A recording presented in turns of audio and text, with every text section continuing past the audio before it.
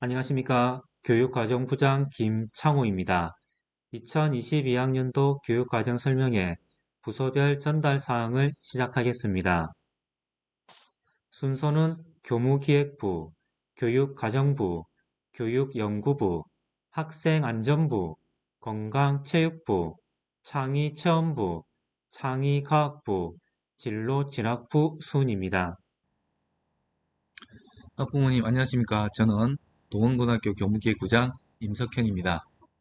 오늘 저희 부서는 코로나에 확진되었거나 검사로 인해 평가를 실시하지 못하는 경우 성적 처리에 대해서 말씀드리도록 하겠습니다. 코로나로 인해 결시한 경우 증빙 자료를 제출해 주시면 100% 인정점을 받습니다. 예를 들어 1학년 1차 우사 때 코로나로 결시하였고 2차 우사 때 수학 점수를 90점 받았으면 1차 고사 점수가 90점이 되는 것이 아니라 1차 고사와 2차 고사 난이도를 반영하여 환산 점수를 냅니다. 이 환산 점수가 1차 고사 수학 점수가 됩니다. 표를 보시면 각 유형별 증빙 자료가 여러 개 있으나 그 중 한 개만 제출해 주시면 됩니다. 예를 들어 학생 본인이 확진자인 경우 격리 해제 시까지 등교 중지입니다. 이때 증빙 자료 종류에는 입원 격리 통지서, PCR 양성 결과 통보 문자 메시지, 지정 의료기관의 전문가용 신속 항원검사 확인서 또는 진료 확인서가 있습니다. 이 모든 것을 다 제출해 주셔야 되는 것이 아니라 이 중에서 한 가지만 제출해 주시면 되겠습니다. 그리고 의심 증상자 또는 의심자인 경우 등교 중지지만 평가를 위해 등교를 희망하는 경우 선별진료소 또는 진단검사가 가능한 지정 의료기관의 음성 결과 확인서 또는 개인용 신속 항원검사 실시 후 학부모님의 확인서를 담임선생님께 제출해 주시면 되겠습니다. 학생들의 노력이 코로나로 인해 좌절되지 않도록 학교에서도 방역관리 철저히 하도록 하겠습니다. 집에서도 학생들을 보호해 주시기 바랍니다. 오늘 저희 부서는 여기까지 하는 것으로 하겠습니다. 감사합니다. 교육과정부에서 전달 사항을 말씀드리겠습니다. 교육과정부는 크게 고교 학점제와 인문사회 융합에 대해서 말씀드리겠습니다. 첫 번째, 학점제 이해에 대해서 설명드리겠습니다. 목차를 보시면 학점제 정의, 학점제 운영 방향 및 내용, 학점제 도입에 따른 학교 교육의 변화입니다. 우선 학점제 정의를 보시면 학생이 기초 소양과 기본 학력을 바탕으로 진로 적성에 따라 과목을 선택하고 이수 기준에 도달한 과목에 대해 학점을 취득해서 누적하여 졸업하는 제도입니다. 운영 중점 사항으로는 크게 세 가지입니다. 첫 번째는 학생의 수요를 반영하는 것입니다. 선택 과목에 대한 수요 조사, 수강 신청 절차 운영 등을 통해 학생 개개인의 수요를 반영한 교육과정 구성입니다. 두 번째는 진로 학업 설계 지도입니다. 마지막으로 최소 학업 성취 보장입니다. 학점제 운영 방향인 내용에 대해서 살펴보면 첫 번째, 학생 선택형 교육과정 편성 및 운영에 대해서 보겠습니다. 여기에는 학교 내에 다양한 과목을 개설 확대하고 공동교육과정과 지역사회 연계 등을 최대한 활용하는 것입니다. 두 번째는 체계적 진로 및 학업 설계 지도입니다. 진로 적성 검사 실시를 포함한 진로 학업 상담 내실화 및 전문적 상담을 통한 체계적 학업 설계 지도입니다. 세 번째는 학생 수업 및 평가의 내실화입니다. 선택 과목 수업 개선 도모와 온라인 활용 수업 및 가정 중심 평가를 활성화하는 것입니다. 마지막으로 학교 공간 조성입니다. 선택 과목별 학생 이동이 증감에 따라서 학생들이 휴식하고 자율학습을 하며 모든 학습이 가능하도록 다양한 학습 공간을 구축하였습니다. 학점제 도입에 따른 학교 교육의 변화를 살펴보겠습니다. 우선 기존의 고등학교에서는 과목을 선택할 때 제2외국어, 사회과학 교과 내에서 일부만 선택할 수 있었습니다. 학점제 고등학교에서는 교과 구분 없이 다양한 과목을 선택하고 있습니다. 그리고 편성 기준도 기존의 고등학교는 대입을 준비한 편성 기준이었다면 학점제 고등학교는 학생 수요에 따라서 편성하고 있습니다. 진로 설계에서도 변화가 있습니다. 기존의 고등학교는 고등학교 1학년 때 진로 활동을 통해서 2학년 때 내신 성적 중심으로 그리고 3학년 때 성적별로 학생들이 진학을 결정하게 되었습니다. 그러나 학점제 고등학교에서는 1학년 때 진로, 적성 탐색을 하고 학업 설계를 통해서 2학년 때 과목 선택과 진로를 구체화하고 있습니다. 그리고 3학년 때는 진로 기반 진학 준비와 졸업 이유를 설계하고 있습니다. 평가 방식에 있어서도 변화가 있습니다. 기존의 고등학교는 상대평가 실시를 대부분 했습니다. 그래서 석차 등급을 산출하였는데 학점제 고등학교에서는 선택 과목은 석차를 등급을 산출하지 않습니다. 그러나 개인 성취 수준을 절대 기준에 의해서 평가하고 있습니다. 수업 공간에 대해서는 앞전에 설명한 바와 같이 학생들이 휴식할 수 있고 자율학습을 할 수 있으며 모둠 학습을 할 수 있는 공간을 최대한 활용하고 있습니다. 네, 두 번째, 인문사회 융합과정에 대해서 말씀드리겠습니다. 기존에 있는 과학 중점 학교와 더불어서 올해 인문사회 융합학교로 선정되었습니다.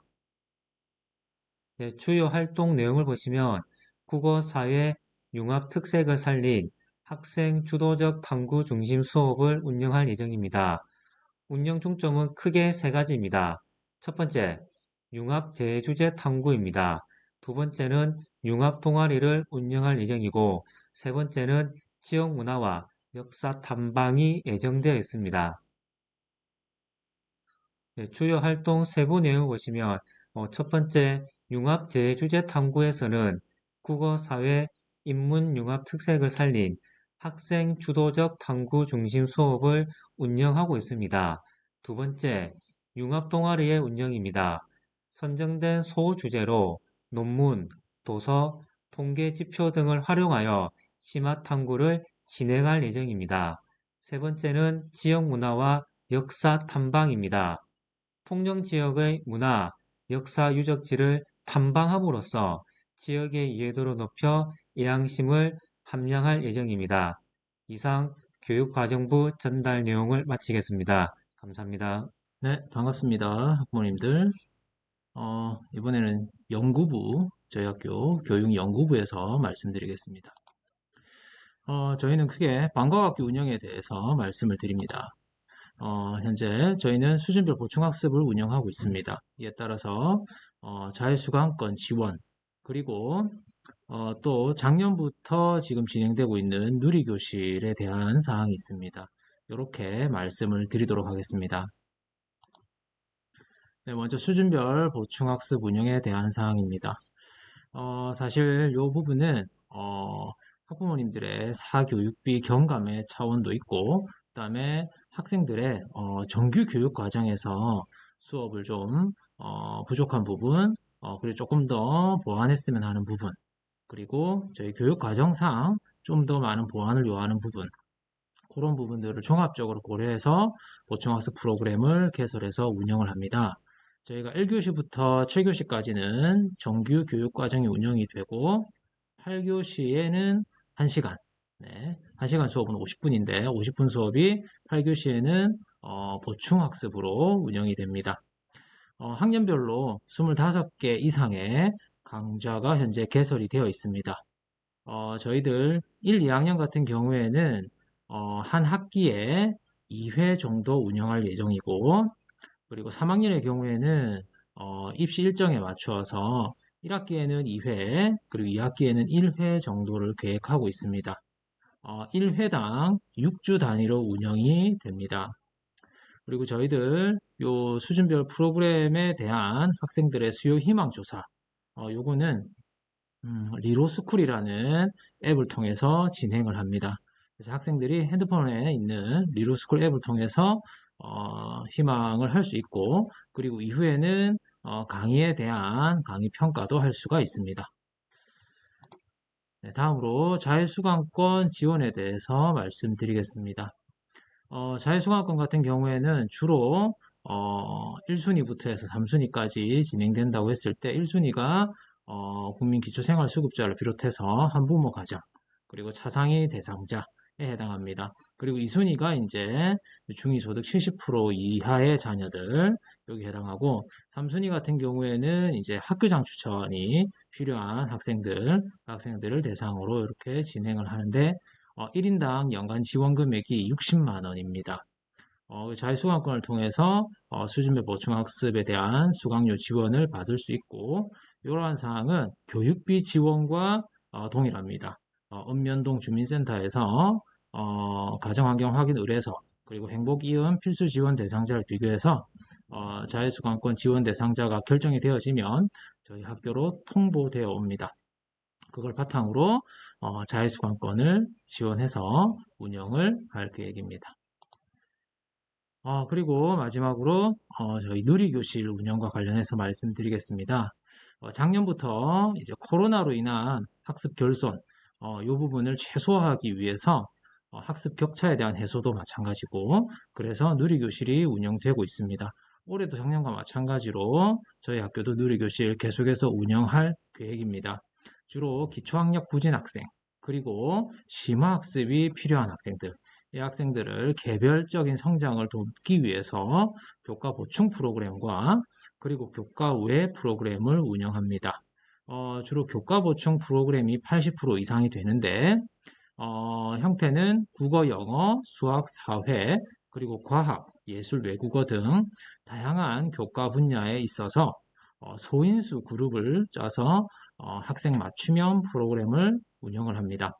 그리고 단기 집중 교과 지원이라고 해서 교과별 하루 최대 2시간에 걸쳐서 진행을 하고, 운영 시간은 주로 주말 혹은 야간, 그것도 여의치 않을 경우에는 방학 시간을 활용해서 학생들과 스케줄을 맞추어서 함께 진행하는 프로그램이 되겠습니다.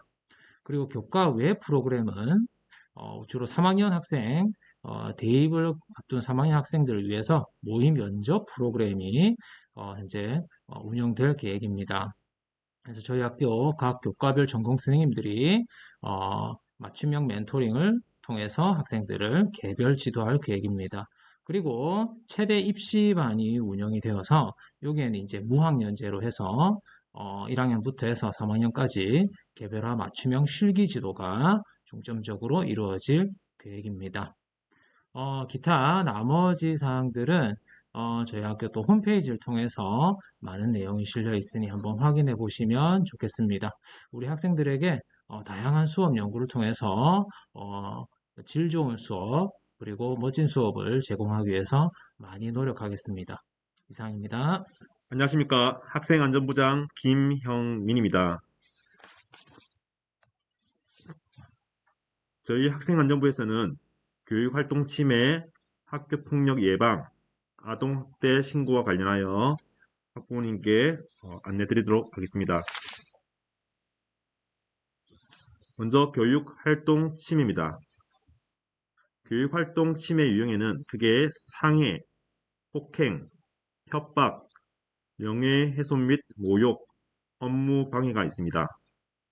상해는 신체에 대한 유형력의 행사로 정상적인 신체 안정성을 해치는 행위, 폭행, 사람의 신체에 대하여 유형력을 행사하는 행위, 협박, 사람으로 하여금 공포심을 일으킬 수 있는 해악 고지, 명예훼손 및 모욕, 특정인의 사회적 가치 및 평가가 침해할 가능성이 있는 사실 또는 허위 사실을 적시하며 명예를 손상하는 행위, 업무방해, 허위 사실을 유포하거나 위력으로서 업무를 방해하는 행위를 말합니다.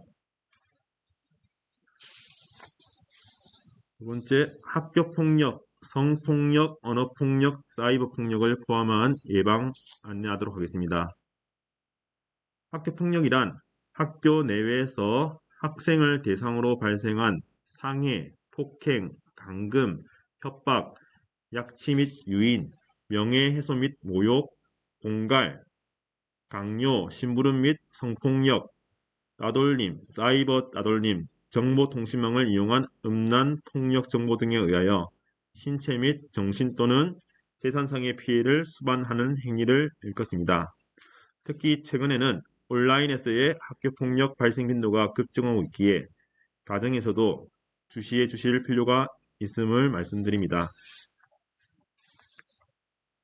저희 학생안전부에서는 교육활동 침해 방지와 학교폭력 예방 체험형 교육 강화를 위하여 5가지 행사를 하고 있습니다. 첫 번째, 학교폭력 예방 캠페인 실시하고 있습니다. 1학기 때는 스쿨 순찰 때, 2학기에는 학생의 간부와 함께 교사가 함께하는 캠페인이 실시될 예정입니다. 두 번째, 친구사랑 편지 쓰기 주간을 연 2회 운영하도록 하겠습니다.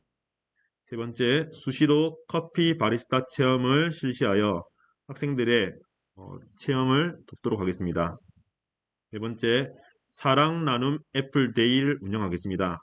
최근에 개인주의가 만연한 학교 안에서 미안했던 마음을 전달하는 시간을 가질 예정입니다. 5번째, 지역사랑 캠페인 사제 동행 걷기 행사를 운영할 예정입니다.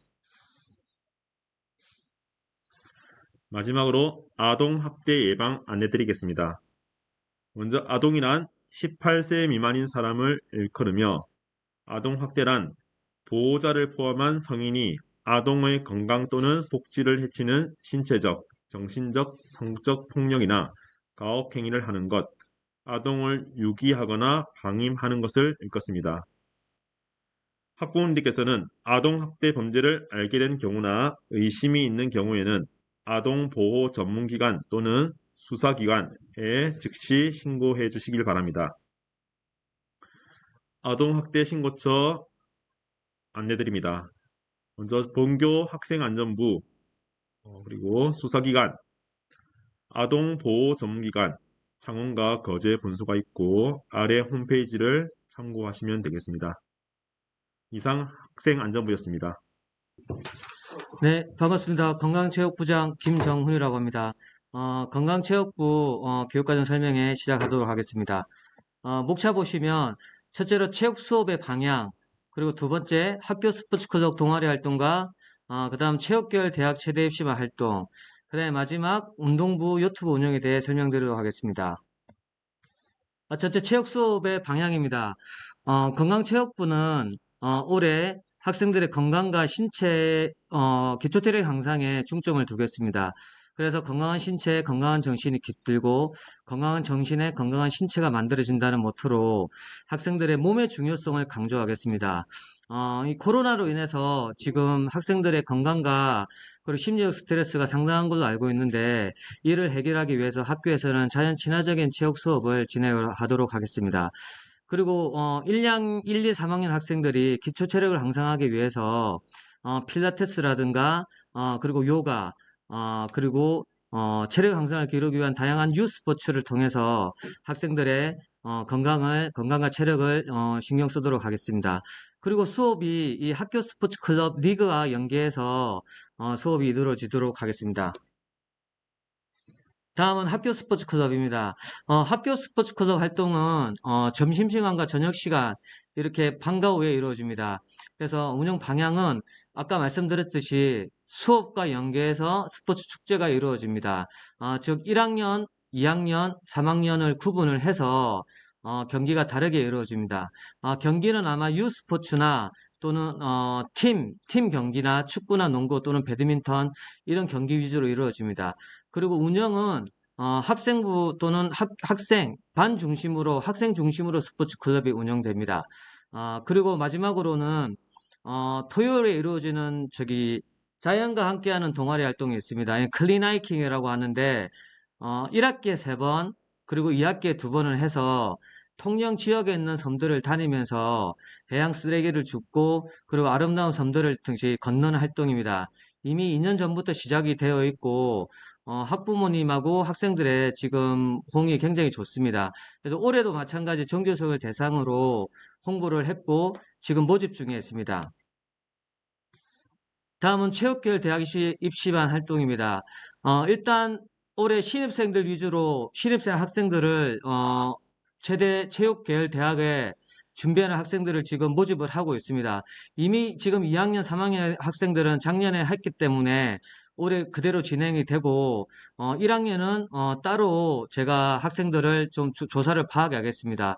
그래서 학생들의 내신하고 모의고사 점수에 따라 맞춤형 대학을 선정을 지금 하도록 하겠습니다. 이건 3학년 학생입니다.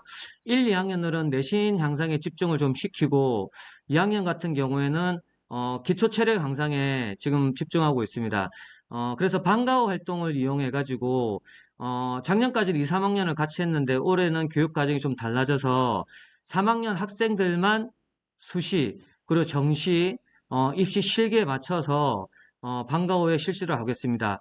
그리고 10월 달에는 한 달 전에 수시 실기가 하기 한 달 전에 학교에서 저녁 시간까지 활용을 해서 학생들한테 좀 스파르타식으로 외부에 나가지 않고 학교 안에서 최대 실기를 할 수 있도록 하겠습니다. 그리고 당연히 좀 과학적이고 체계적인 트레이닝 프로그램이 실시가 됩니다. 학생의 실기 능력과 내신에 맞게 대학에 선정될 겁니다. 그리고 매달 그에 대한 실기 테스트가 이루어집니다. 그리고 마지막으로 운동부 현황입니다. 운동부는 이제 특기자 학생이라고 보면 되는데, 올해는 1학년 3명, 2학년 1명, 3학년 1명이 이루어집니다. 학생이 있습니다. 그래서 오전에 정상 수업을 하고, 오후에 수목금, 화요일을 이용해서 이제 운동을 하게 됩니다.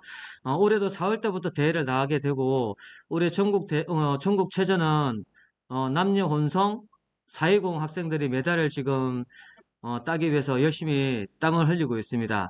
그리고 올해부터는 4월 달부터 매주 월화 저녁에 학생들 야간 자율학습 시간에 유튜브 학생 같은 경우는 생활체육 지도자가 매우 중요한데, 그래서 그 자격증을 따기 위해서 자격증 개설을 반을 만들도록 하겠습니다. 그래서 학생들이 생활체육 지도자를 내년에 딸 수 있도록 좀 공부를 시킬 수 있도록 하겠습니다. 건강체육부는 여기까지고 학부모님 항상 건강하시고 또 건강하십시오. 이상입니다. 안녕하십니까.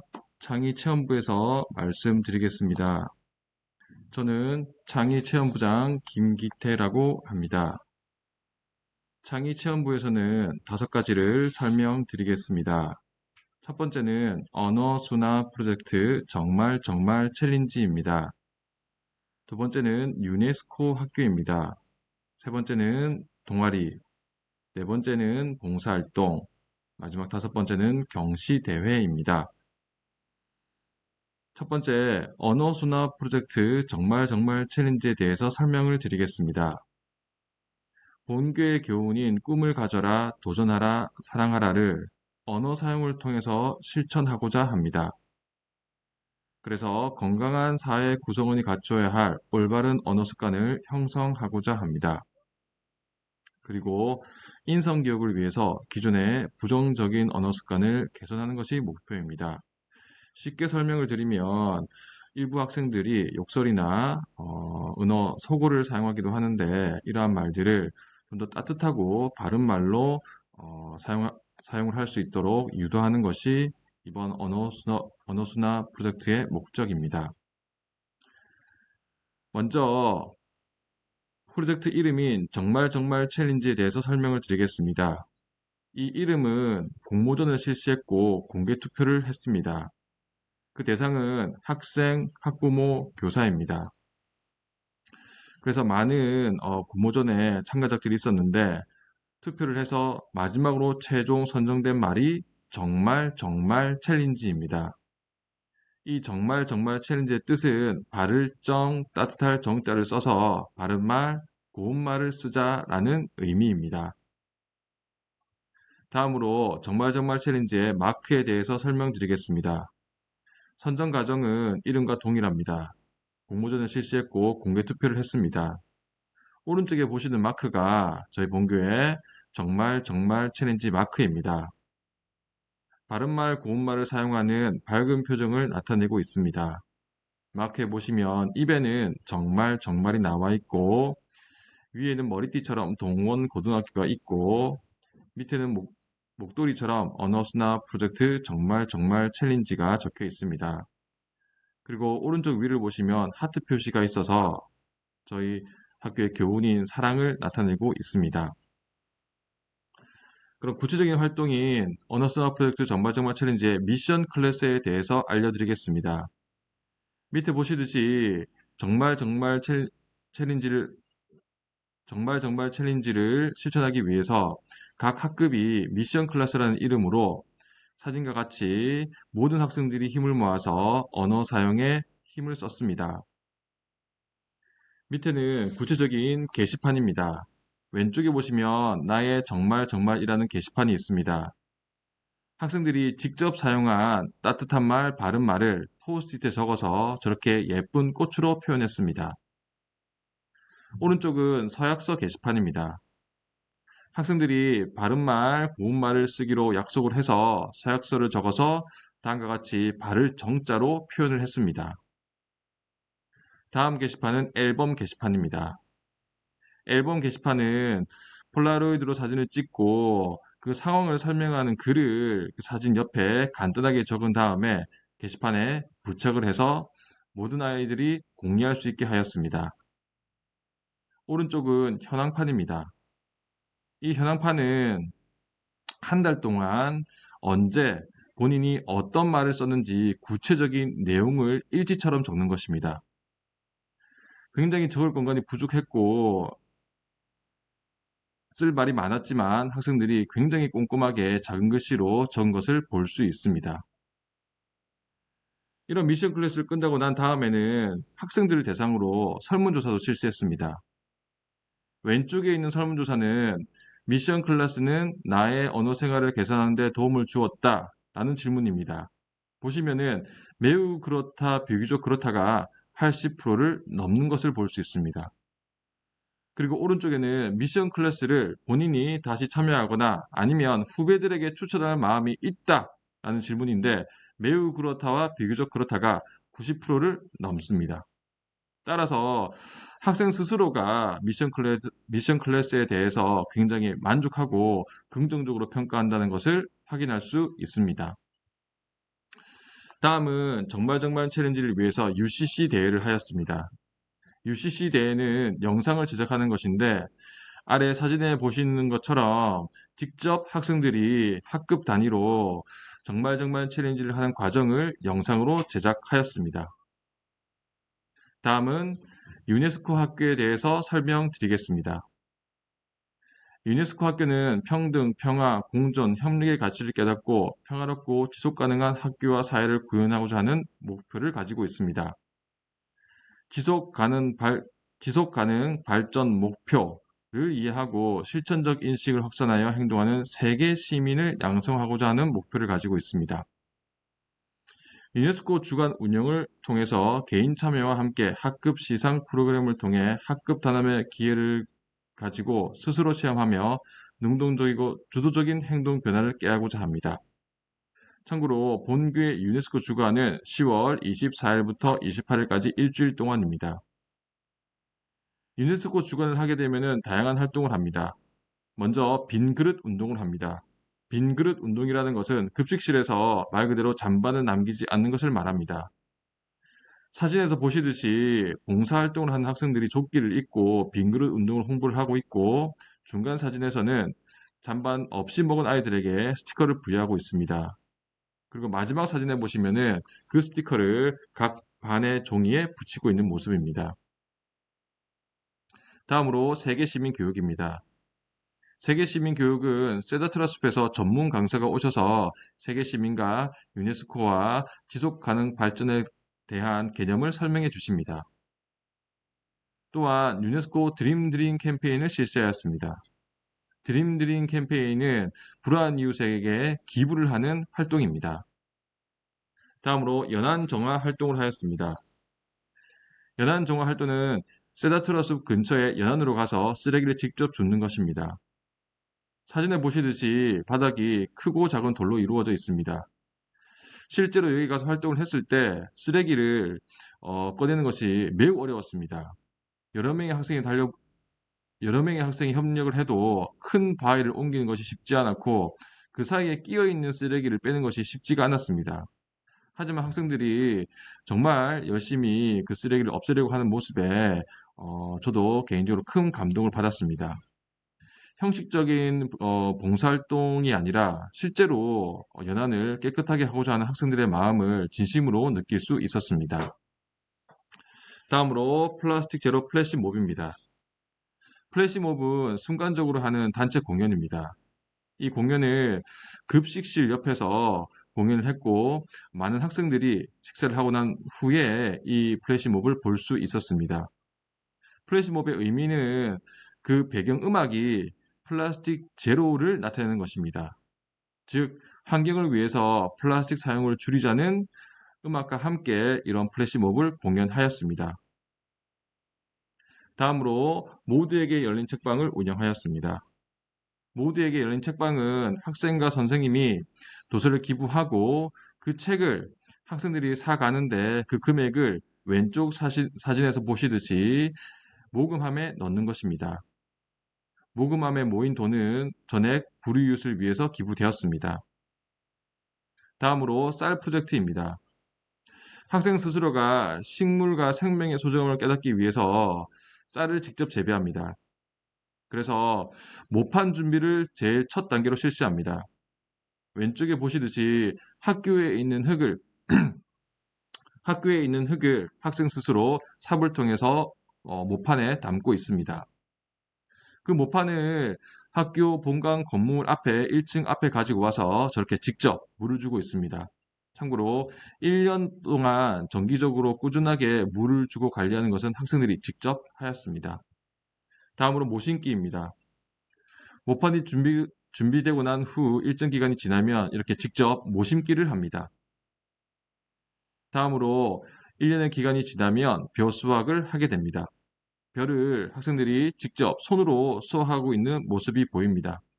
비록 많은 양의 벼는 수확하지 못했지만 학생들이 직접 생명을 재배하고 벼를 수확하는 그런 경험을 할 수 있었습니다. 다음으로 동아리에 관해서 설명드리겠습니다. 먼저 동아리 현황 및 주요 사항입니다. 현재 창체 동아리는 정규 동아리입니다. 의무적으로 가입해야 합니다. 수요일 오후 6개시에 실시합니다. 매주 실시하는 것은 아니고 격주 운영이 원칙입니다. 현재 도원고등학교에는 총 38개의 창체 동아리가 개설되어 있습니다. 다음으로 자율동아리입니다. 자율동아리는 말 그대로 자율적인 시간에 활동을 하는 것입니다. 총 8개가 개설되어 있습니다. 다음으로 청소년단체입니다. 청소년단체는 해양소년단과 사회치 2개가 개설되어 있습니다. 참고로 알아두실 것은 자율동아리는 대입에 반영되지 않습니다. 즉 다수의 자율동아리에 가입을 하고 활동을 했다 하더라도 대입에는 반영되지 않습니다. 즉 진로, 입시와는 무관하다라는 말씀입니다. 그리고 청소년 단체 활동도 미기재입니다. 예를 들어서 해양소년단에 활동을 했다 하더라도 생기부에는 기재가 될 수가 없습니다. 또한 소논문 기재는 금지되어 있습니다. 따라서 학술 동아리 활동을 해도 소논문은 기재할 수 없습니다. 그리고 1학년은 동아리 개설이 가능합니다. 시기는 1학년 말이며 자율적으로 개설을 할 수 있지만 다만 소정의 계획서는 제출을 해야 합니다. 각각의 동아리를 간단하게 설명드리겠습니다. 왼쪽은 방송부 동아리입니다. 오른쪽은 운동 동아리 프리 워크아웃입니다. 다음은 퓨버티입니다. 퓨버티는 패션 디자인 동아리입니다. 오른쪽은 꿈공작소 HCL입니다. 화학 동아리입니다. 다음으로는 실용음악부입니다. 실제로 악기를 연주하고 노래를 하는 동아리입니다. 오른쪽은 나비효과 동아리입니다. 세계시민 유네스코 동아리입니다. 다음으로 배드민턴 동아리입니다. 오른쪽은 세렌디피티 댄스 동아리입니다. 다음으로 봉사활동에 대해서 알려드리겠습니다. 봉사활동 특기사항은 기재되지 않습니다. 즉, 담임선생님께서 어떤 학생이 어떤 봉사활동을 했는지 한글로 기재는 하지 않는다는 말씀입니다. 그리고 개인 봉사활동 실적은 대입에 반영되지 않습니다. 다시 말해서 학생 개인이 주말에 인근의 요양원을 찾아가서 봉사활동을 했다 하더라도 그것은 대입, 즉 입시와는 무관합니다. 다음으로 교내 부서별 봉사활동이 있습니다. 교내 부서별 봉사활동은 실적이 대입에 반영이 됩니다. 그래서 모든 교내 부서별 봉사활동은 홈페이지에 공지가 되어 있습니다. 곧 여기서도 보여드리겠습니다. 그리고 교내 단체 봉사활동이 있습니다. 전교생이 실시하며 연간 10시간을 합니다. 여기서 교내 부서별 봉사활동과 교내 단체 봉사활동의 차이점에 대해서 말씀드리겠습니다. 교내 단체 봉사활동은 말 그대로 전교생이 일과 시간 중에 모두 다 함께 실시하는 것입니다. 학교에서 주최하기 때문에 학생은 사실상 따로 신경 쓸 필요가 없습니다. 그에 반해서 교내 부서별 봉사활동은 소수의 학생들, 즉 10명, 20명 정도가 특정 테마를 위해서 봉사활동을 하는 것입니다. 학교의 각 부서에서 학생들을 모집하게 됩니다. 이 봉사활동은 신청하는 학생만 참여할 수 있습니다. 다음 설명드리겠습니다. 많은 학생들과 학부모님들이 질문을 하시는데 대입을 위한 의무 봉사 시간은 없습니다. 다시 말해서 좋은 대학교에 가려면 봉사활동을 3년 동안 몇 시간 해야 합니까? 라고 했을 때 반드시 몇 시간을 해야 대학교에 갈 수 있습니다. 라는 그런 특정 의무 봉사 시간은 없습니다. 다음, 교내 부서별 봉사활동 다음으로 교내 부서별 봉사활동은 홈페이지에 공지되어 있습니다. 이 봉사활동을 보시고 관심이 있으시면 주간 부서 및 담임선생님께 문의를 하시면 되겠습니다. 보시는 바와 같이 교내 부서별 봉사활동이 개설되어 있습니다. 총 39개가 있습니다. 각 테마별로 목적을 가지고 진행이 됩니다. 그리고 각 선생님, 각 부서가 학생들을 적절한 때가 되면은 모집을 합니다. 다음으로 경시대회에 대해서 말씀드리겠습니다.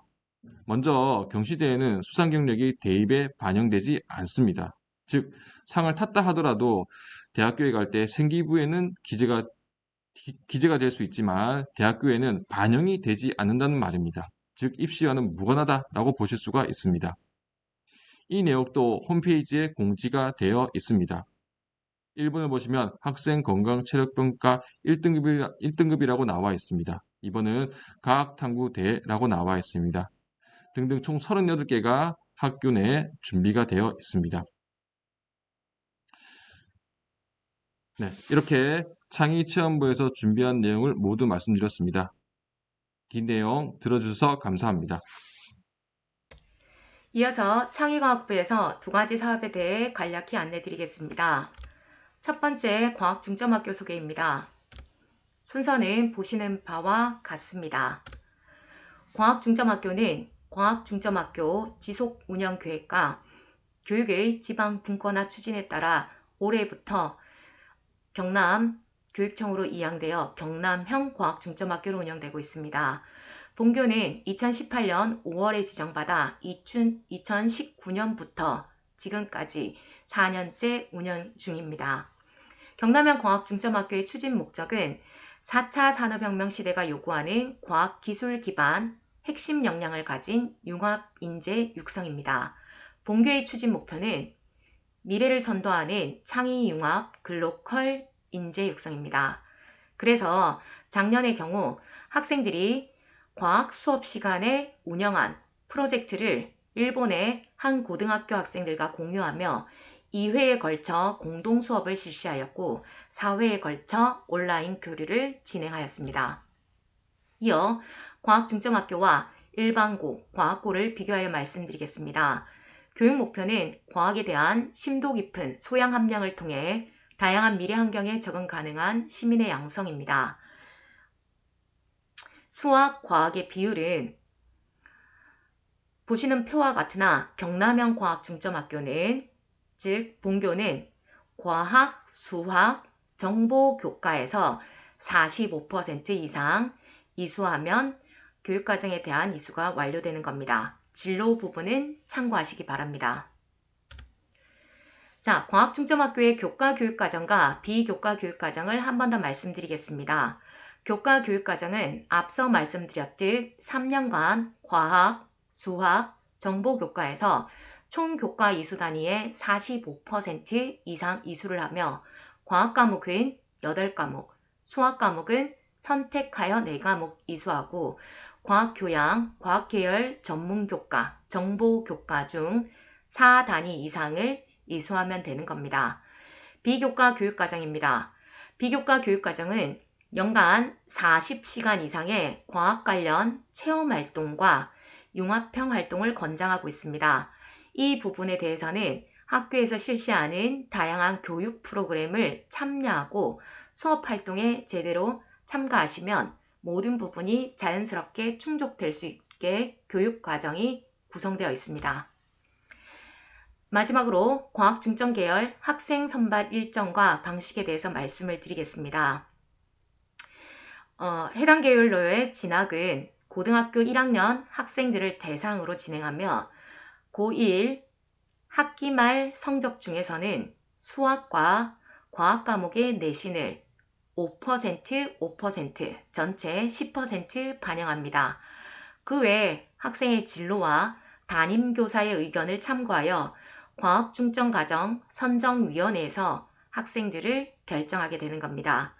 일정은 보시는 바와 같이 7월 2차 고사 이후에 학생 대상 1차 설명회가 있고 8월 방학이 지난 후 개학 때 학생 및 학부모 대상 설명회가 진행될 예정입니다. 그리고 8월 말 학생 선정을 완료할 예정입니다. 광학중점학교의 교육활동과 그리고 다양한 궁금한 부분에 대해서는 자세한 설명은 8월 달 학부모 대상 설명회 때 다시 한번 자세히 안내 드리도록 하겠습니다. 두 번째는 학생용 스마트 단말기 사용 관련입니다. 발표 목차는 다음과 같습니다. 학생용 스마트 단말기는 경남교육청의 학생 1인 1 스마트 단말기 보급 사업의 일환으로 고등학교에서는 노트북과 태블릿을 겸용인 복학기를 제공할 예정입니다. 단말기 연계 프로그램을 추가 설치하여 게임이나 학습 외 프로그램 설치는 제한될 예정입니다.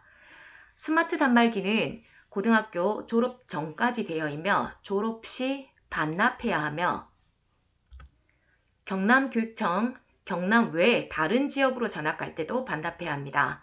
자, 본교는 3월 11일 1학년 269명을 대상으로 전체 배부하였고 8월 말까지 고2와 고3 학생들을 대상으로 스마트 단말기를 배부할 예정입니다. 그 외 스마트 단말기 관련 주요 질문과 답변입니다. 집으로 가져가서 사용할 수 있나요? 네, 집에서 사용할 수 있으며 충전해 와서 학교에서 활용 가능합니다. 자, 학생들에게 무상으로 주는 건가요? 아닙니다. 무상으로 대여해 주는 것이고 경남을 벗어난 다른 시도로 전학갈 경우에는 반납하여야 합니다.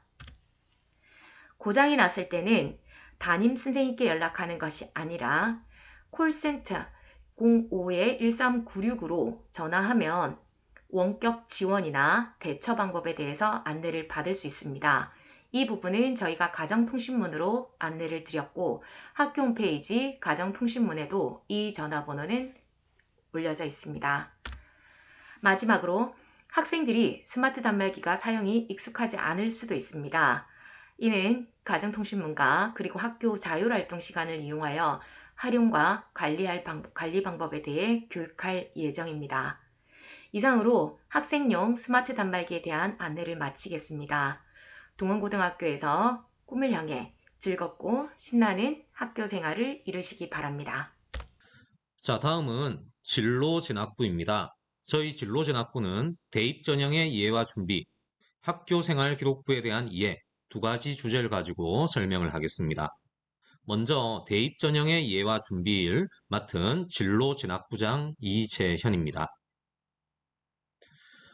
먼저 설명을 드릴 것은 대학의 종류입니다.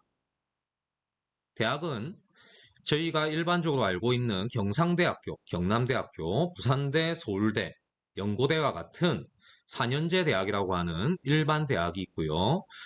대학에서 건축학과 또 의학대학 같은 경우에는 5년제, 6년제도 이루어지고 있습니다.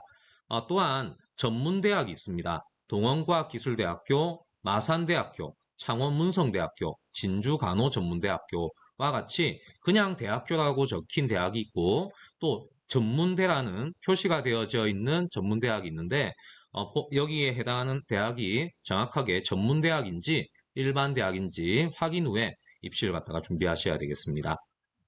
방금 말씀드린 일반 대학과 전문 대학은 교육부 소속에 해당되며 일반 대학은 저희들 평소 알고 있는 수시 6회, 정시 가나다 3회에 해당하는 대학이 되겠습니다. 자, 다음은 특수 목적 대학입니다. 저희들 알고 있는 카이스트, 지스트, 디지스트, 유니스트와 같은 과학기술정보통신부에 해당하는 과기원 대학이 있고요. 작년 저희 동원구에서 8명의 합격생이 있었습니다. 다음은 산업자원부에도 한국에너지공과대학 켄텍이라고 하죠. 한국에너지공과대학이 있습니다. 작년 입시에서 가장 핫했던 것이 약학대학의 부활과 또 이과 학생들에게 여기 있는 켄텍, 한국에너지공과대학이 참 인기가 많았던 걸로 기억이 됩니다. 저희 동원구에서도 작년 2명의 합격생이 있었습니다. 또한 국방부에 있는 사관학교, 행정안전부의 경찰대, 노동부의 폴리텍대학교, 문화재청의 한국전통문화대학교, 문화체육관광부의 한국예술종합대학교도 특수목적대에 해당합니다. 특수목적대는 앞서 얘기했던 일반 대학과 차이가 있습니다. 얘기했듯이 수시 6회, 정시 3회 횟수 제한에 해당되었던 일반 대학과 달리 횟수 제한이 없으며 특수목적대의 수시에 합격 후에 혹시나 수능 대박이 된 경우에 정시 모집인 일반 대학에도 지원 가능합니다. 또한 일반 대학의 수시 합격 후에도 특수대학의 정시에 지원이 가능합니다. 물론 특수목적대 같은 경우에는 정시를 뽑는 인원수가 많지는 않습니다. 그래서 다음과 같이 일반 대학에 해당하는 또 전문대학에 해당하는 대학들 말고도 다음과 같은 특수목적대가 있기 때문에 학생 여러분과 학부모님들께서는 다음과 같은 학생들에게 맞는 대학을 일찍이 좀 찾아보시면 좋겠습니다. 다음은 대입 전형에 대한 안내를 해보겠습니다. 자, 대입 전형은 수시 모집이 있습니다. 수시 모집은 학생부 위주 전형이 있으며 학생부 위주 전형은 학생부 교과 전형, 학생부 종합 전형으로 나누어집니다. 또한 논술 위주 전형, 실기 실적 위주 전형과 같은 전형이 있는데 대부분의 수시 모집의 학생은 학생부 위주 전형에 해당하는 여기 있는 모집에 해당하는 인원수가 가장 많습니다. 보통 일반 대학에서는 6회 제한이 있습니다. 또한 정시 모집이 있습니다. 정시 모집은 수능 위주 전형, 또한 실기 실적 위주 전형이 있는데 보통 수능 성적에 의해서 다음과 같이 모집을 하는 전형이 되겠습니다. 수시 모집, 정시 모집 말고도 추가 모집이라고 있습니다. 보통 2월 말쯤에 이루어지며 이 전형 같은 경우에는 대부분은 수능 위주의 전형이고 횟수에는 제한이 없습니다. 자, 과거 수시, 정시 모집 비율 갖다 한번 보겠습니다. 21학년도에는 수시 모집이 77%, 또 정시 모집이 23%였던 반면 22학년도, 23학년도는 다음과 같이 특히 23학년도는 수시 78%, 정시가 22%가 됩니다.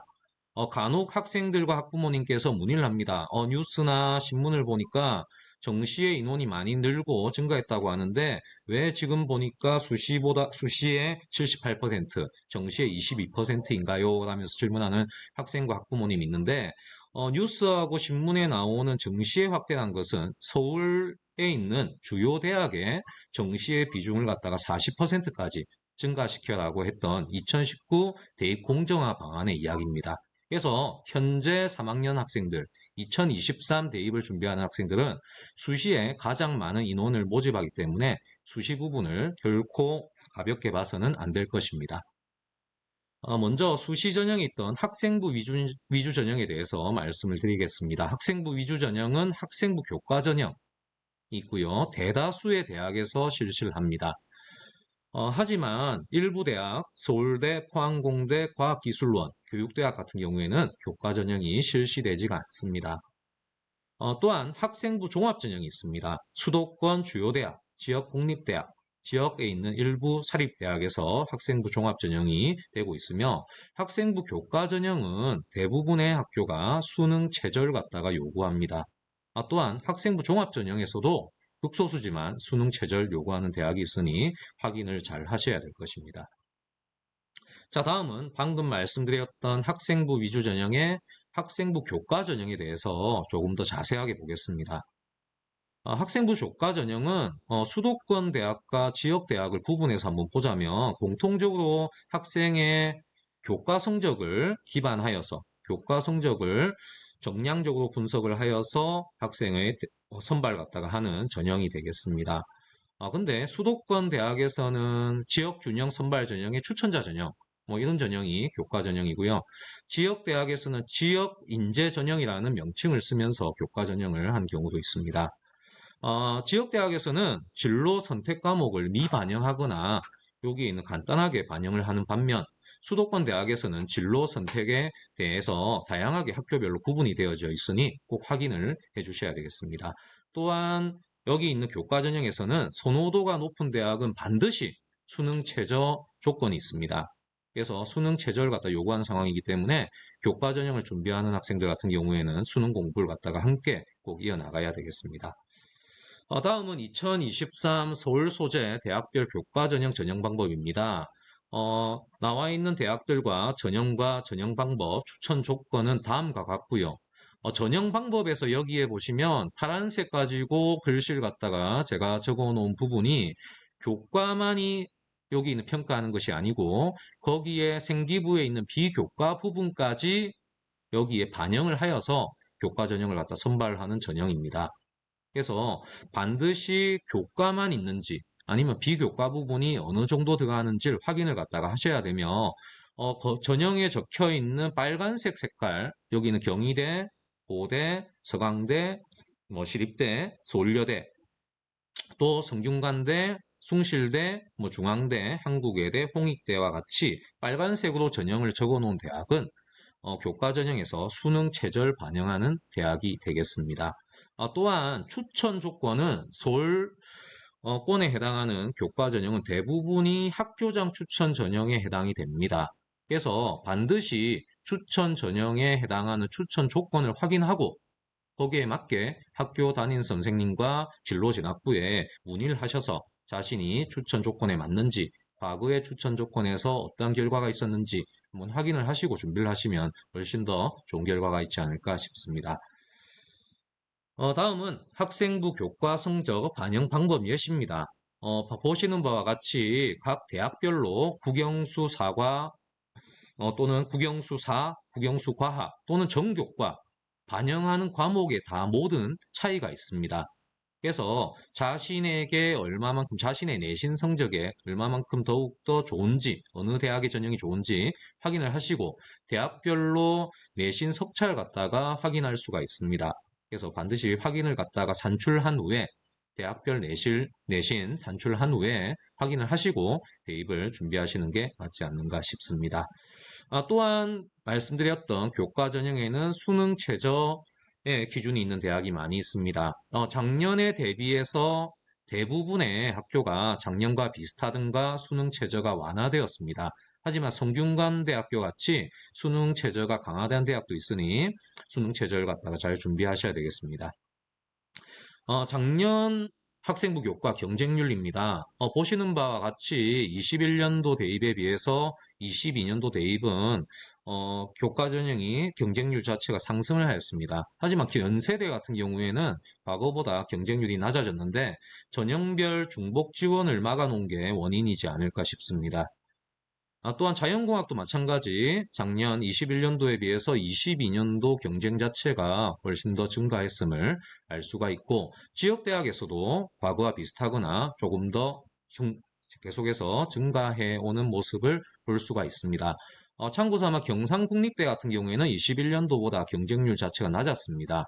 아마도 경남과학기술대학과 통합을 갖다가 하면서 여기 있는 경쟁률 자체가 낮아지지 않았나 하는 예상을 해볼 수가 있습니다. 다음은 학생부 위주 전형의 학생부 종합 전형에 해당되겠습니다. 학생부 종합 전형은 학교 생활 기록부를 중심을 해서 학생들 성적만 보는 것이 아니고 종합적인 교과와 비교과를 한꺼번에 학생들 점수를 매겨서 여기 있는 선발하는 전형이 되겠습니다. 그래서 생기부와 자기소개서 또 면접까지 준비를 갖다가 하는 전형이 되겠습니다. 생활기록부의 항목은 다음과 같습니다. 이 항목에서 색깔되어진 3번 수상 또 7번 독서 같은 경우에는 이번 2023 대입을 준비하는 3학년 학생까지만 대입에서 반영이 되고 1학년, 2학년 학생들 같은 경우에는 반영이 되지 않습니다. 그래서 더욱더 6번, 8번과 같이 교과학습 발달, 보통 세특이라고 하죠. 또 8번 행동 특성 및 종합 의견의 중요성이 더욱더 높아지고 있는 실정입니다. 또한 학생부 종합 전형은 지원학과 전공과 연계되는 선택 과목이 아주 중요합니다. 그래서 어떠한 과목을 선택할지 여기에 있는 학과와 연계해서 반드시 과목 선택을 하는 게 중요하며 과목별 세부 능력, 특기사항이 중요하게 됩니다. 자, 2023 대입 수시 비율에 대해서 한번 보겠습니다.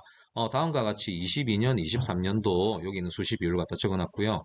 여기에 있는 수시 비율에서 보시면 학생부 종합 전형이 30%, 29.9% 하여 이렇게 그렇게 많지 않은 편입니다.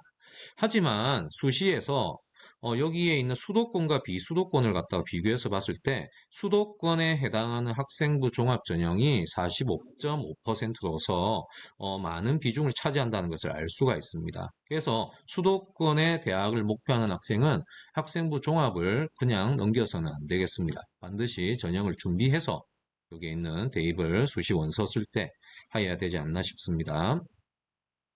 다음은 지역별 학종 운영 대학입니다. 전국에 있는 198개 대학 중 학종을 미운영하는 대학은 61개 대학입니다. 저희 통영의 인근에 있는 부산 같은 경우에는 13개 대학이 모두 다 학종을 운영함을 알 수가 있고, 서울 같은 경우에도 40개 대학 중에서 7개 대학을 제외한 대부분의 대학이 학종을 갖다 운영하고 있기에 학종 준비, 학생부 종합 전형을 준비 잘 해야 되지 않나 싶습니다. 학생부 종합은 다음과 같이 비교과 영역, 교과 영역, 또 대학에 따라서 자기소개서가 있습니다. 여기 있는 이 자기소개서는 이번 2023 대입에서 마지막으로 고3까지 적용이 되고 고등학교 1학년, 2학년 학생에 한해서는 자기소개서가 없어지게 되겠습니다.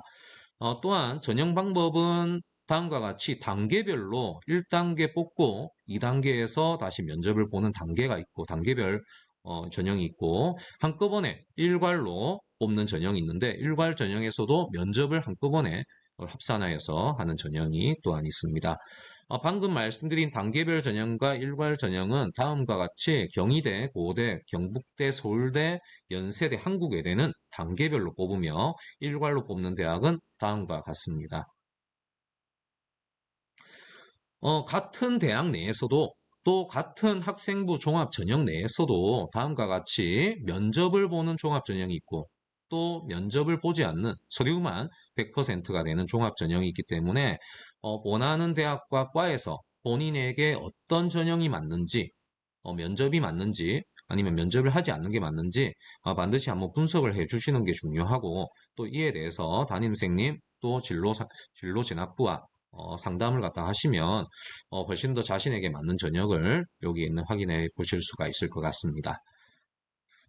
또한 학생부 종합에서는 수능 최저 학력 기준이 있는 대학이 있습니다.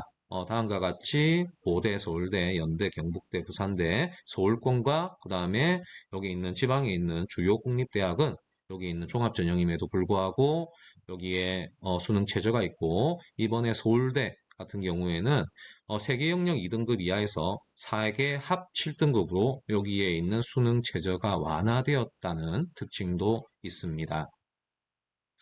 대학별 평가 요소 및 세부 내용입니다. 이것은 6개 대학 공동으로 했던 평가 요소고요. 참고 삼아 보겠습니다. 먼저 학업 역량이 있고요. 또 전공적 합성, 인성, 또 발전 가능성 이렇게 구성이 되어져 있습니다. 하지만 각 대학별로 방금 얘기했던 구성에 대한 퍼센테이지, 어느 곳에 몇 퍼센트를 주는지는 대학별로 다 차이가 있기 때문에 대학에서 요구하는 평가 요소, 비율 갖다가 확인하신 후에 학생들 원하는 대학을 준비하셔야 되지 않나 싶습니다. 자, 다음은 수능 위주 전형입니다. 보통 정시 모집이라고 하고 저희들 수학 능력 평가 시험을 가장 중요하게 또 생각하고 준비를 갖다 해야 되는 전형이 되겠습니다. 자, 먼저 지금 현재 현체제 수능에 대해서 말씀드리겠습니다. 현재 2023 수능을 준비해야 되는 3학년 학생 같은 경우에는 작년과 똑같습니다.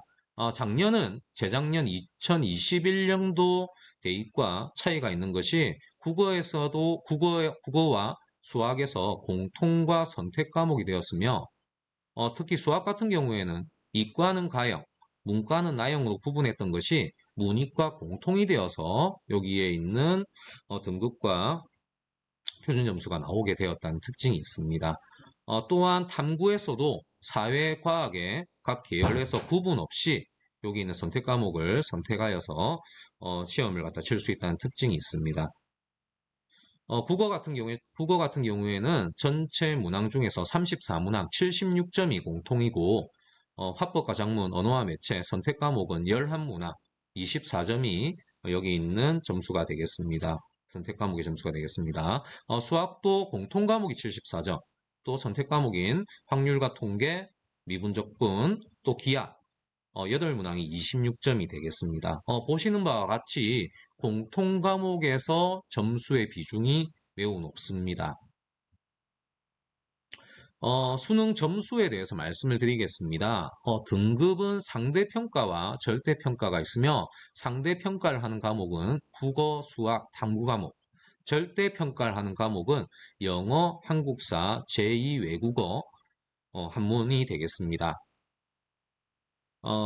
근데 수능 선택 과목을 제한하는 학교가 있습니다. 반드시 이 학과에 오기 위해서는 예를 들면 미분적분을 꼭 해야 된다. 와 같이 정해놓은 대학이 있기 때문에 본인이 원하는 대학과 원하는 학과에서 어떠한 선택 과목을 해야 하는지를 반드시 확인을 하고 수능 준비를 갖다가 하셔야 되겠습니다. 자, 수능 체제 변화입니다. 정리를 하면 국어와 수학은 공통과 선택이 되었다는 것. 그래서 지금 학생들 상담을 해보면 선생님 선택 과목 뭐 해야 될지 참 고민입니다. 어느 게 더욱더 점수가 잘 나올까요? 하면서 고민을 많이 하는 친구가 있는데 선생님은 단언컨 이야기를 합니다. 공통 과목이 훨씬 더 중요합니다. 당연하게 선택 과목에서 어떤 유불리를 해놓게 되면 여기는 평가원에서 어느 과목을 선택했더니 너무나 대박났다 하는 얘기가 나오게 되면 비난을 받겠죠. 그래서 어떠한 여기 있는 학생을 갖다가 상위권인지 중위권인지 하위권인지를 갖다 구분할 때는 여기 있는 공통 과목에서 분명하게 선별을 갖다가 할 수 있게 장치를 해놓았을 걸로 판단이 됩니다. 또한 대학별로 선택 과목 반영 방법을 반드시 확인을 해야 되겠습니다. 또한 영어 과목 같은 경우에도 간접 연계율 자체가 50%도 낮아졌습니다. 그래서 작년에도 보시면 쉽게 문제가 나오려고 하는 의도가 강하고 특히 지금 수학 같은 경우에는 자연계열, 인문계열 통합해서 등급이 나오기 때문에 여기 있는 인문계열 학생들의 어떠한 수학에 대한 어떤 불리한 부분을 해결하기 위해서 분명하게 영어 과목 같은 경우에는 전략이 나올 것 같습니다. 다음과 한번 예시입니다. 공통 과목의 중요성을 나타낼 때 자주 나오는 예시인데 A 학생, B 학생, C 학생이 다음과 같이 원점수가 90점 똑같습니다. 똑같은데 공통과목이 76인 학생과 공통과목이 66인 학생은 표준 점수와 등급에서 차이가 나타난다는 것을 보여주고 있는 겁니다. 그래서 공통과목이 중요하다는 것을 강조하고 싶습니다. 자, 다음은 각 과목별 선택한 인원수에 대해서 말씀드리겠습니다. 자, 국어는 화법과 작문이 70%, 언어와 매체가 30%고, 수학은 확률과 통계가 51%, 미적분이 약 40%의 인원이 선택을 하였습니다. 사회와 과학 탐구에서도 사회에서는 생활과 윤리가 13만 6천 명으로서 가장 많이 선택을 했고, 이어서 사회문화가 많은 학생이 선택을 하였고, 과학 같은 경우에는 생명과학과 지구과학에 많은 학생이 선택함을 알 수가 있습니다. 또한 각 과목 선택별 여기 있는 사회와 과학, 탐구 선택한 부분을 갖다 볼 수가 있는데 미적분을 선택한 학생 중에서 사회를 선택한 학생은 4.9%밖에 안 됩니다. 또한 미적분을 선택한 학생 중에서 과학을 선택한 학생이 91.8%로서 과거에 저희가 이과 학생이 과학, 또 문과 학생이 사회를 선택했다는 그 모습에서는 큰 변화는 없습니다. 그런 것을 참고해 주시고요. 작년 2022년 수능 영어 등급에 관한 이야기를 해보겠습니다. 과거 21년에서는 1등급 학생이 약 12%였습니다. 그런데 2022년에서는 영어 등급의 1등급이 6%밖에 안 됐습니다. 그래서 작년에 수능의 최저를 준비하는 학생들에 있어서는 최저를 갖다 영어 때문에 못 맞췄다 하는 이야기까지 나올 정도였는데 1, 2, 3등급을 한번 보면 1, 2, 3등급을 다 합쳐보면 50%의 비율 자체가 넘습니다. 21년도에 있던 비율보다 1, 2, 3등급의 총 합계는 더욱더 많아지고 있는 상황이기 때문에 1등급을 받기는 좀 힘들지만 2등급, 3등급에 대해서 도전함에 있어가지고는 훨씬 더 괜찮아지지 않았나 하는 분석을 할 수가 있습니다. 다음과 같이 대입 전형에서 수능을 반영하지 않는 부분이 거의 전형이 없습니다. 그래서 지금 대입을 준비하는 입장에서 수능은 중요하다고 말씀을 드릴 수가 있겠습니다. 자, 그러면 수능에서 정시수능, 수시수능 한번 구분을 해보았습니다. 수시수능과 정시수능은 준비 방법이 달라야 되겠죠. 먼저 수시에 최저 등급을 갖다 충족하기 위해서는 모든 과목을 갖다가 다 100점을 갖다가 맞게 어떻게 공부를 갖다가 해서도 안 되고 그렇게 할 수도 없을 겁니다. 그래서 한 과목, 두 과목 어떤 집중할 수 있는 먼저 등급을 만들 수 있는 과목을 선택하여서 등급을 완성해 놓으시고요. 예를 들면 국어가 등급이 1등급 컷이 86점이면 86점과 100점은 같은 1등급입니다. 그래서 수시에서는 자신이 원하는 대학의 최저가 어떠한 조건에 있는지 반드시 확인을 하고 그에 맞게 전략적인 지원이 있어야 될 것입니다. 그래서 문제를 풀다가 좀 힘든 문제가 나오면 모든 문제를 다 맞춰야 된다는 생각보다는 문제를 정답률 갖다가 높이자, 많은 문제를 갖다 최대한 맞추자 하는 생각을 가지고 수능을 준비하시고 연습을 하셔야 될 것이며 EBS 연계율 자체가 과거에 비해서 작아졌습니다. 그래서 단순하게 수능 특강 또 수능 완성을 갖다가 문제를 갖다가 공부하는 것도 중요하지만 무조건 그것만 공부한다기보다는 기본적인 교과 과목에 대한 개념을 정확하게 이해하시는 게 가장 중요할 것 같습니다. 그래서 단순하게 지식을 암기해서는 안 되겠습니다. 무엇보다 한 번 더 강조하지만 영어 과목은 절대평가입니다.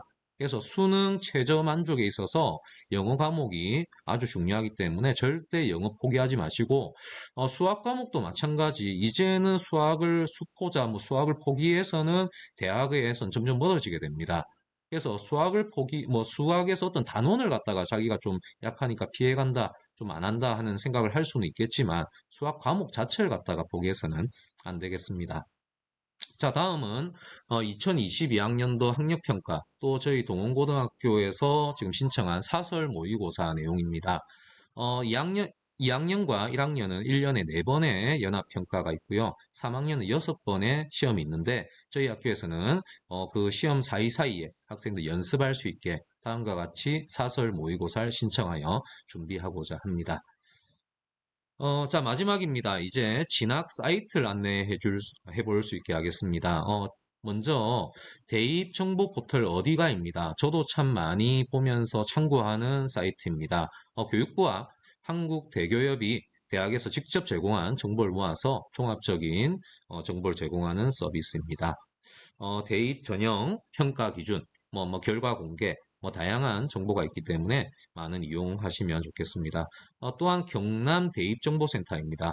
여기는 경남교육청에서 만든 진학 정보, 또 많은 과거 문항 분석, 진학 상담, 많은 행사를 갖다가 하는 곳이니까 참고 부탁드리고, 또 한 가지 학생부 종합을 전형을 준비하는 친구들에게 소개하고 싶은 사이트입니다. 메이저맵입니다. AI 기반의 맞춤형 진로 추천 여기 있는 사이트고요. 대학을 검색하여서 각 학과에서 배우는 내용, 과별로 연결되는 거. 또 배우는 단어를 갖다가 어떠한 단어가 많이 나오는지 하는 부분, 이러한 단어가 생기부, 또 학생들 자기소개서에 들어가게 된다면 훨씬 더 낫지 않겠나 싶습니다. 마찬가지 독서까지 추천을 해주는 기능이 있습니다. 지금 특히 3학년 학생들 이제 대입을 준비하면서 참 힘들 것 같습니다. 많은 일들이 남았죠. 지금 현재 3학년에 남아있는 시험들, 또 3학년에서의 비교과 활동들도 결코 포기할 수는 없습니다. 또한 수시 원서도 상담을 하고 접수를 해야 될 것이고, 매달 치는 모의고사, 또 수능을 치고 또 수능 이후에 면접도 있고 또 정시까지 가야 되는 상황들, 정말 많이 힘든 상황이 남아 있음에 참 응원을 갖다가 옆에서 힘낼 수 있게 여러분께 응원을 하고 싶습니다. 결국에는 시간이 지나고 나면 보면 여기 있는 산행을 하듯이 산 꼭대기에 올라가서 정상에서 봤을 때는 흐뭇하게 보실 수 있지 않나 싶고, 먼 훗날 차 한잔하면서 생각해 봤을 때 정말 좋은 추억이었지 않나 하는 생각도 들게 되는 시절일 겁니다. 저희 학생들 혼자 공부하는 게 아닙니다. 저희 학교에 항상 선생님들 함께 계시고, 또 집에는 또 학부모님들이 항상 학생들 응원하고 있기 때문에 학생들 항상 힘내시고, 또 저희 동원고등학교에서 고등학교 생활 갖다 시작한 만큼 마지막 끝인 입시까지도 저희 동원고등학교에서 끝까지 잘 책임지고 하겠습니다. 끝까지 잘 믿어주시고, 모든 학생들 또 부모님들 모두 힘내시고 파이팅 했으면 합니다. 감사합니다. 동원고등학교 진로진학부입니다. 우리 동원고 학생들이 어떻게 하면 학교생활 기록부를 잘 관리할 수 있는지 알아보도록 하겠습니다. 학교생활 기록부는 학생의 고등학교 3년 동안의 객관적이고 공식적인 기록이며 대학 입학 전형 중 학교생활 기록부 종합 전형에서 가장 중요한 전형 자료로 활용되고 있습니다. 전국 2,000개 이상의 고등학교는 각기 다른 교육과정을 편성, 운영하고 있으며 학교의 교육 목표나 지역의 환경적 여건, 교사 및 학생들의 특성들에 따라 서로 다른 교육 프로그램을 운영하고 있습니다. 학교생활 기록부는 학교 교육 계획이나 학교 교육 과정에 의거하여 학교에서 실시한 각종 교육 활동의 이수사항을 기재하는 것이 원칙으로 되어 있습니다. 따라서 학생들이 학교에서 운영하는 양질의 프로그램에 적극적으로 참여한다면 학생부는 풍부하게 기록될 것이고, 학생부 종합 전형에서는 정성적 평가가 가능할 것입니다. 또한 단순하게 많은 양의 내용이 학생부에 기록되기를 노력하기보다는 다른 학생과 차별화되는 학교생활과 경험을 통하여 학생 자신의 가치를 더욱 드러내야 합니다. 학생부에 기재할 수 없는 것은 각종 공인어학시험, 교회상, 논문 등재나 도서 출간, 전국연합학력평가 성적, 발명특허, 해외활동 실적, 친인척을 포함한 부모의 사회경제적 지위 암시 내용, 장학생과 장학금 관련 내용 등이 있습니다. 지금부터는 학교생활 기록부를 항목별로 살펴보겠습니다. 첫 번째, 학적사항 및 출결사항입니다. 학적의 변동사항이 있으면 그 사유 정도를 확인하는 정도로 활용되고, 전입학, 편입학, 재입학 등의 경우 그 이유와 학구평력 기재사항 등을 파악하는 자료로 활용됩니다. 출결특기 사항란에는 결석 사유와 개근 등 특기사항이 있는 경우에 입력되는데 출결사항은 학생의 근면과 성실성, 대학에서의 수업 참여도를 판단하는 자료가 되므로 민정결석, 지각, 조퇴, 결과가 없을수록 학생부 종합 전형에서 좋은 평가를 받을 수 있습니다. 다음은 수상 경력을 살펴보도록 하겠습니다. 수상 경력은 단순히 수상의 유무나 수상 결과만이 아니라 참가 대상, 수상 이력, 준비 과정, 학생이 속한 환경 속에서 수상의 유수성을 종합적으로 파악합니다. 수상을 위해 학생의 준비, 노력 과정을 통하여 축적된 지식과 경험, 성취 수준 등이 중요합니다. 또한 수상 경력은 자기소개서의 중요한 글감이며 면접을 통하여 그 직접 성장과 수준을 평가받을 수 있습니다.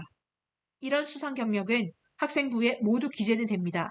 하지만 대입 전형 자료로 제공되는 수상 경력 개수는 2023학년도 대입에서는 한 학기에 1개로 제한되고 2024학년도 대입부터는 전형 자료로 제공되지 않습니다.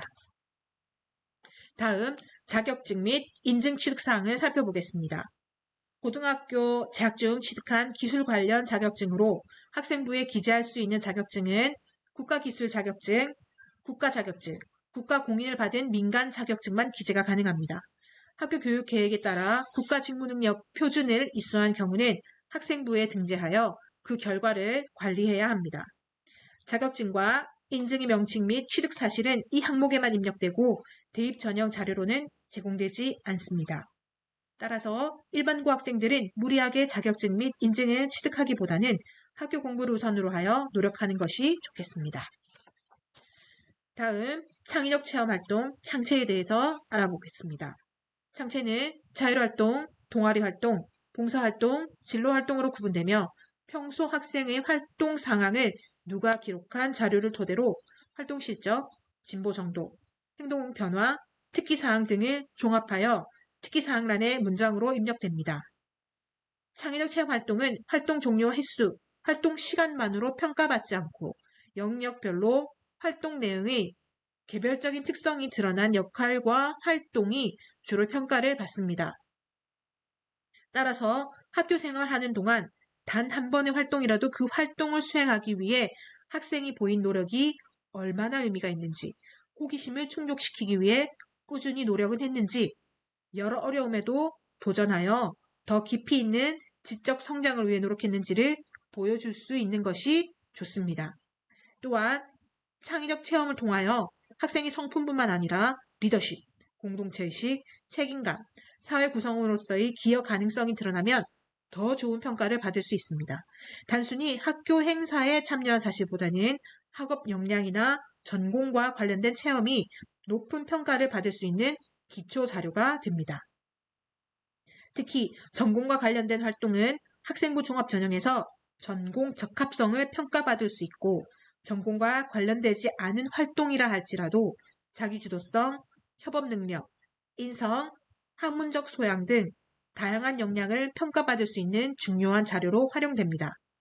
소논문 실적은 기재가 불가능하나 정규 교육과정 학교 내에서 학생 주도로 수행한 자율탐구 활동에 한해서 기재할 수 있으므로 이를 적극 권장합니다.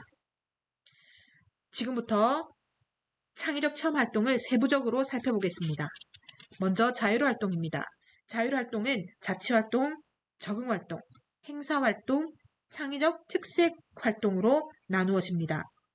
자율활동의 특기사항은 활동 결과에 대한 평가보다는 활동 과정에서 드러나는 개별적인 행동 특성, 참여도, 협력도, 활동 실적 등이 평가되며 실제적인 역할과 활동 위주로 입력되어야 합니다. 전교 학생의 학급 회장 같은 임원도 좋지만 그 자체만으로 긍정적인 평가를 받는 것은 아닙니다. 어떤 직책을 맡았는지 보다 역할이 작더라도 학교 구성원으로서 수행한 활동에서 드러나는 학생의 책임성과 주도성 등이 중요하게 평가됩니다. 학생들이 여러 자율활동 영역 중에서 자신에게 의미 있는 활동을 선택하여 동기, 과정, 결과, 나의 변화, 4단계가 일체화되게끔 기재되어야 합니다. 그러면 다른 학생들 활동과 구별되어 학생부 종합 전형에서 높은 평가를 받을 수 있습니다. 또한 정규 교육과정 학교 내에서 학생 주도로 수행한 자율탐구 활동은 더욱 권장합니다. 다음은 동아리 활동 살펴보겠습니다. 동아리 활동은 공통 관심사와 같은 취미, 특기, 재능 등을 지닌 학생들이 함께 모여서 자발적인 참여와 운영으로 자신들의 능력을 창의적으로 표출하는 활동입니다. 전국의 고등학교 동아리 활동 내용이 비슷하므로 동아리 활동의 결과물이나 역할 기여도가 분명하게 제시되지 않으면 변별력이 낮아집니다. 따라서 적은 분량이라도 자신만의 활동 결과 보고서를 작성해 두는 것을 권장합니다. 정규 동아리는 지원할 대학의 전공과 관련이 있으면 바람직하고 그렇지 못하다면 자율 동아리를 전공 적합성에 맞게 선택하여 집중하는 것이 현명한 전략입니다. 그러나 어떤 동아리에서 활동했는지보다 동아리를 선택한 이유나 동아리 내에서 어떤 경험과 노력을 했는지를 충분히 보여주는 것이 중요합니다. 즉, 동아리 활동의 참여도, 협력도, 열성도, 특별한 활동 실적 등이 드러나도록 실제적인 활동과 역할을 충분히 보여줘야 합니다. 자율 동아리는 2023학년도 대입에서는 학년당 1개만 입력되며 2024학년도 대입부터는 학생부에 입력은 되나 대입 전형 자료로는 제공되지 않습니다. 봉사활동 살펴보겠습니다. 봉사활동은 어떤 대가를 목적으로 하는 활동이 아니라 자발적인 의도에서 다른 사람을 돕거나 사회에 기여하는 활동입니다. 봉사활동 자체가 중요하기보다는 무엇을 배우고 느꼈는지, 어떤 면에서 성장했는지, 이러한 변화를 통해 주변에 어떤 영향을 끼치는지가 더욱 중요합니다. 또한 봉사활동은 양보다 질이 중요합니다. 즉, 단순히 봉사활동 시간이 많을수록 높은 평가를 받는 것이 아니라 학생 스스로 지속적이며 진정성 있게 봉사를 실천하는 것이 더욱 중요합니다. 이러한 봉사활동은 자기소개서 소재로 사용될 수 있으므로 학생 본인이 배우고 느낀 점을 정리해두는 것이 좋겠습니다. 교회에서 특별한 시간을 들여서 봉사활동을 하지 않아도 평소 학교 생활 속에서 틈틈이 시간을 내어 봉사활동을 한다면 학교 생활에 충실히 임했다라는 사실과 봉사심을 증명할 수 있습니다. 그리고 봉사활동 특기사항은 미기재되며 봉사활동의 실적, 즉 활동 내용과 시간만 기재가 됩니다. 2023학년도 대입에는 학교 계획에 의한 봉사활동과 개인 계획에 의한 교회 봉사활동 실정이 모두 전형 자료로 제공되지만 2024학년도 대입부터는 학생부에 입력은 되나 개인 계획에 의한 교회 봉사활동 실적은 대입 전형 자료로 제공되지 않습니다. 다음으로 진로활동 살펴보겠습니다. 진로활동의 특기사항은 다음과 같은 6가지 사항을 참고하여 자신의 진로에 대한 방향성을 설정하고 정교화하는 과정이 핵심입니다. 그 중에서 1. 학생 자신의 자질, 학생이 수행한 노력과 활동. 2. 학생이 특기, 진로를 돕기 위해 학교와 학생이 수행한 활동과 결과. 3. 학생, 학급 담임교사, 3담교사, 교과 담당교사, 진로교사와 진로상담을 한 결과. 4. 학생의 활동 참여도, 활동 의욕, 태도의 변화 등 진로활동과 관련된 사항. 5. 학생의 학업 진로, 직업 진로에 대한 계획서, 진로와 관련된 각종 검사 등이 중요합니다. 학생의 진로가 바뀌었다고 학생부 종합전형에서 불이익을 받는 것은 아니며 변경 사유나 변경 후 활동을 진로 활동이나 행동 특성 및 종합 의견란에 충분히 밝히면 됩니다. 또한 진로 활동은 학교에서 제공하는 프로그램에 적극적으로 학생이 참여한다면 자연스럽게 채워지는 항목이므로 학생 스스로 열심히 활동하고 담임교사와 충분한 상담을 통하여 진정한 진로를 찾으려는 노력을 해야 합니다. 학생의 진로 희망은 특기사항 내의 희망 분야란에 입력되며 이와 관련된 내용은 대입 전형 자료로 제공되지 않습니다. 다음, 교과 학습 발달 상황입니다. 교과 학습 발달 상황은 학생의 학업 능력을 판단할 수 있는 많은 자료 중 가장 기초적인 정보입니다. 학생의 학업 성취 수준은 단순히 정기고사의 평점만으로 판단할 수 없습니다. 학생이 선택한 과목의 이수 과목과 원점수, 표준 편차, 과목 평균 등을 종합적으로 고려합니다. 또한 학생의 특성에 따라 또는 시험 유형에 따라 강점을 나타내는 분야가 다를 수 있으며 고등학교의 규모에 따라 또는 같은 학교 내에서도 선택 교과목 이수자의 수에 따라 교과목 등급 수치는 영향을 받을 수 있습니다. 학생부 종합 전형에서는 교과 등급 수치가 조금 낮더라도 학생의 학업 의지에 따라 소수만 수강하는 과목을 선택한 경우 도전적인 학업 의지를 고려하여 좋은 평가를 받을 수도 있습니다. 교과 학습 발달 상황의 세부 능력 및 특기 사항에는 학생이 참여한 수업이나 수행평가 등에서 이루어진 학습 활동을 기재하는데 대학 진학 후 수업 활동을 예측해 볼 수 있는 자료라고 평가받으므로 잘 관리해야 합니다. 수업 시간에 활용한 도서와 교재, 토론과 발표, 보고서 등의 학습 방법이나 학생이 보여준 자기주도적인 학습 태도, 열의와 관심, 다양한 탐구 방법 등을 통해 교과 점수만으로는 파악할 수 없는 지적 성취가 학생부에 드러나야 좋은 평가를 받을 수 있으며 자기소개서 작성 시 좋은 소재로 활용할 수 있고 면접의 중요한 자료가 됩니다. 그러므로 학생들은 수업 시간에 적극적으로 참여해야 합니다.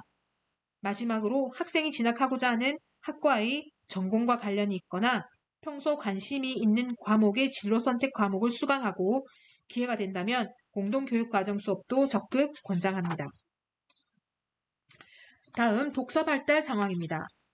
학생의 독서 역량을 통해 학업 역량, 전공 적합성, 발전 가능성을 판단할 수 있으므로 독서 기록장에 읽었던 책의 내용과 느낀 점을 기록해 둔다면 면접 준비에 유용합니다. 면접에서 학생은 읽은 책에 대해 질문을 받을 수 있으므로 학생의 수준에 맞는 책을 선정하여 꾸준히 읽는 것이 바람직합니다. 수업과 연계된 독서 활동은 교과 학습 발달 상황의 교과 세부 능력 특기 사항에 기록하고 창의력 체험과 연계된 독서 활동은 창의력 체험 활동 특기 사항에 기록하는 것이 좋은 방법이므로 권장합니다. 2023학년도 대입에서는 전형 자료로 제공되지만 2024학년도 대입부터는 전형 자료로 제공되지 않습니다. 따라서 더욱 교과목 세부적 특기 사항과 창의력 체험 활동, 세부적 특기 사항에 기록되도록 독서 활동을 전개하시면 됩니다. 마지막으로 행동 특성 및 종합 의견입니다. 학생을 총체적으로 이해할 수 있도록 담임 교사가 문장으로 입력하며 학생에 대한 일종의 추천서 또는 지도 자료가 되도록 작성됩니다. 자기소개서는 제출받지 않고 학생부만으로 평가를 하는 대학이 있으므로 이 항목은 학생부 종합 전형에서 학생을 총체적으로 이해하는 중요한 부분입니다. 따라서 학생의 인성, 잠재력, 인지적 특성, 자기주도적 학습 능력, 창의성, 예체능 활동 등이 종합적으로 입력되고 진로나 학생이 지원하고자 하는 전공학과와 관련성 높은 활동을 일관성 있게 서술하면 학생부 종합 전형에서 좋은 평가를 받을 수 있습니다. 또한 학교 계획에 의해 실시한 교내 봉사활동의 특기사항은 이 항목에 기재가 가능하므로 학생들은 학교 내 봉사활동을 할 때 의미를 두고 실천하기 바랍니다. 이것으로 학생부를 잘 관리하기 위해서 어떻게 학생부를 항목별로 작성해야 하는지 살펴보았습니다. 우리 동원고 학생들에게 많은 도움이 되었으면 합니다.